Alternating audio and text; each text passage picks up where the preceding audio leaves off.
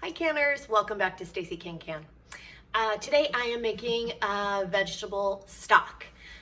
Great description from foodandwine.com is the difference between broth is something you sip and stock is something you cook with. So that's what we're doing today. It's often made with, like bits and pieces of things, sometimes with different meats and such. Broth is often made with like whole parts of a chicken, for instance, whereas stock is bits and pieces from it. So today I'm making vegetable stock. And what I've been doing these past weeks and months has been collecting all of my vegetable peelings and putting them in the freezer. And you can use any of the peelings from your freezer, from anything that you do. And so for instance, I got some, these are from golden beets, and the golden beets, I just took the stems off of them. I had a couple of, I've got a couple of onions that I threw in here that are about to die. So it's a good way to get rid of vegetables that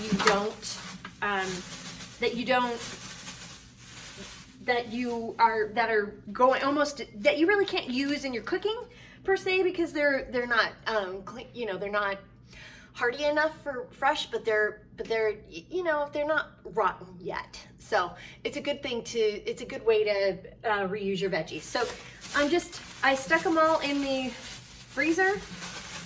You'll notice that I've got, this bunch here has got potato peelings and carrot peelings and who knows what else. So it looks like some celery in there too. You can use the entire bits of an onion. This was used as well. And I'm just more potato peelings.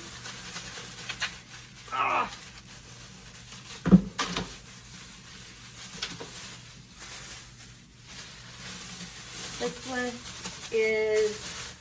looks like fennel, the tops of fennel.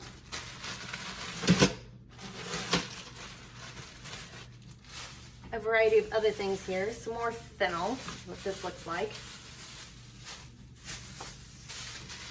And last but not least, more fennel, which is great. I've got some leftover sage that I really do need to use. I had some bits and pieces of some fresh celery, and then I'm throwing in some cloves of garlic. And I didn't peel the garlic, you just throw it all in there. I'm also going to throw in some, because this is a big, you'll notice that this is a giant turkey fryer pot.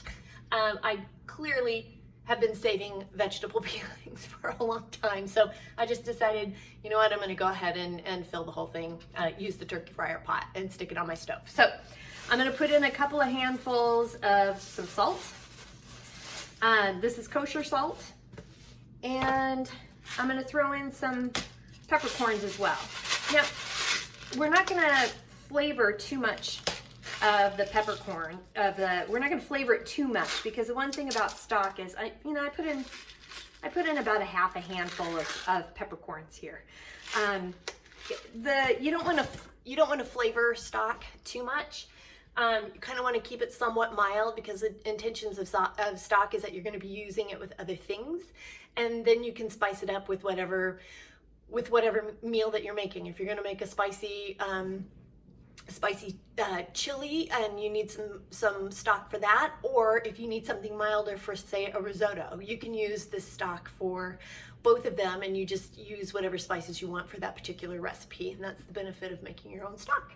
So for now, we're going to cover this with water, the whole thing with water, and then I'll put it on the stove on simmer for 24 hours. And then tomorrow I will pressure can it in the pressure canner. So until then, enjoy.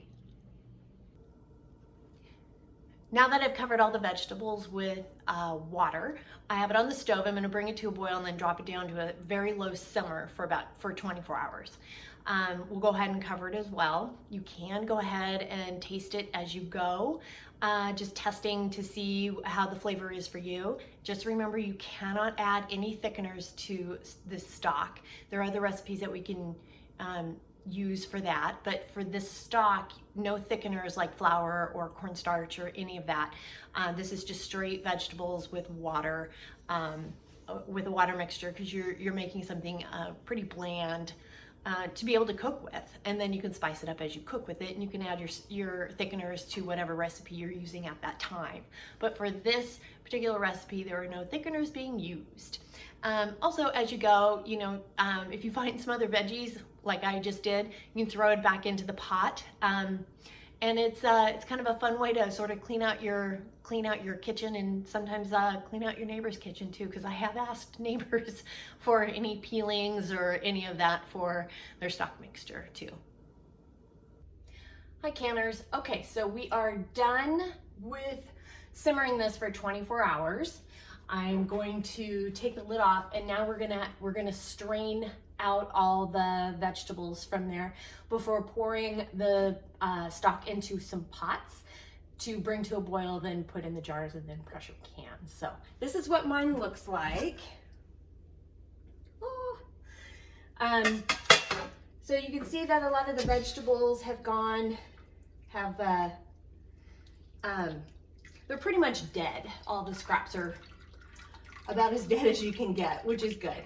I did throughout the last night and a little this morning, I did add some more salt, because mine, it just needed a little bit more salt than what I put in. So just keep that in mind. You have that option to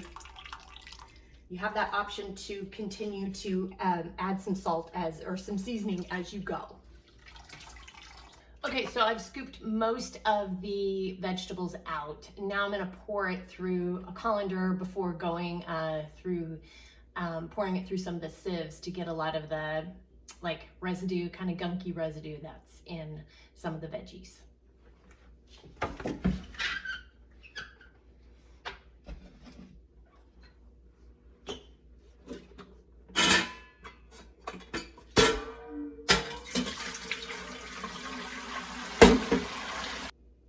You'll notice I've lined the sieve with some cheesecloth, just to give it an extra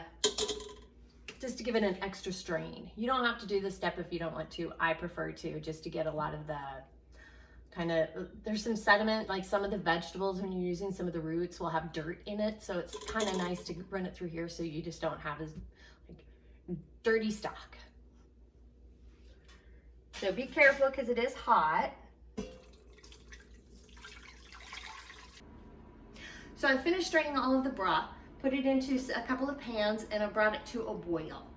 I've also heated up some of my jars. I put them in this container here, this pan here with a little bit of water on the bottom, just to make sure that the jars don't dry out or can crack in the oven if they get too hot. And I just have them on low in the oven, because you don't want to put a hot liquid into a cold jar, because you can crack the jar. And so we're going to fill this up to a 1-inch Headspace.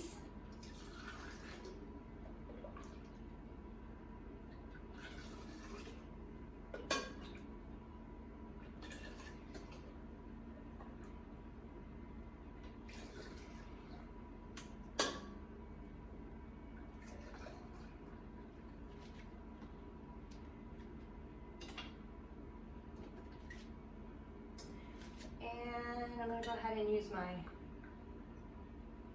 Headspace measure. There we go. We are not bubbling today. It is not necessary to bubble with a straight liquid like this. I mean, there are no bubbles to be had, to be found. Give it a good hand tightening. I always use a towel because it is hot. This is pretty hot. Give it a good hand tighten with the ring. Stick it in your canner and repeat. Okay, so I've got the canner filled with 7 quarts. We're going to carefully put the lid on the canner.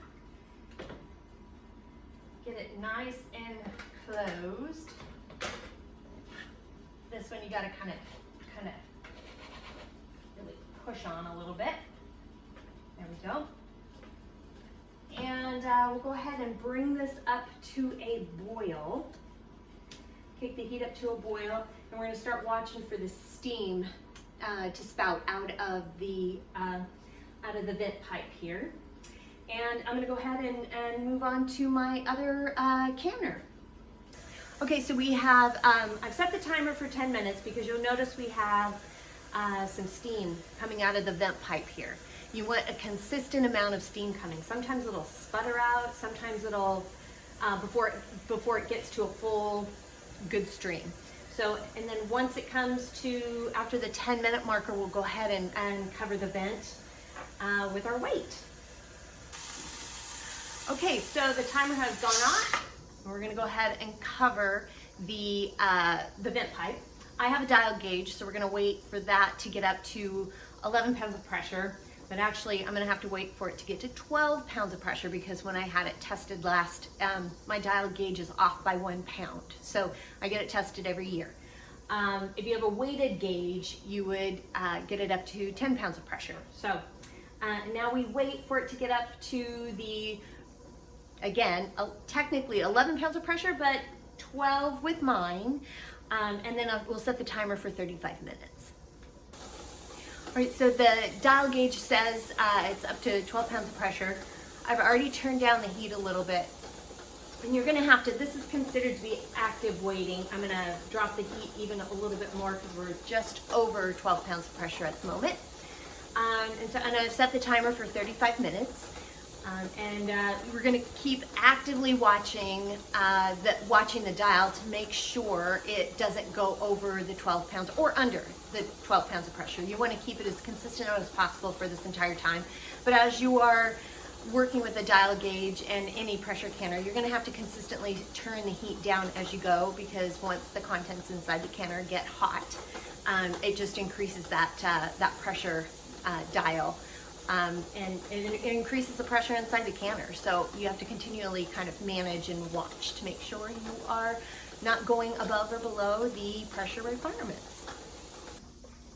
All right, so the timer has gone off for the canner. I've cut the heat, and we're gonna wait until the dial gauge gets down to 0, and then we will take the weight off of the vent pipe, and we will remove the jars from the canner.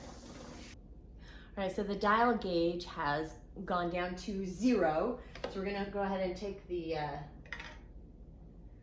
stopper off, and we're gonna open the canner lid. Now again, be careful when you open it. You wanna make sure you open it away from your face, as the steam from the canner will give you a facial you do not want. And we'll take out our broth. I think that is gorgeous for vegetable stock.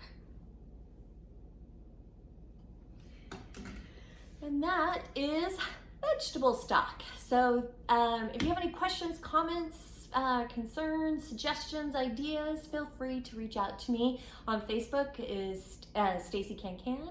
You can at me on Instagram at Stacey Can Can. The website is www.staceycancan.com, and my email is info@staceycancan.com. I hope you enjoyed learning something about vegetable stock, something new, and I look forward to hearing more from you, and until then, happy canning.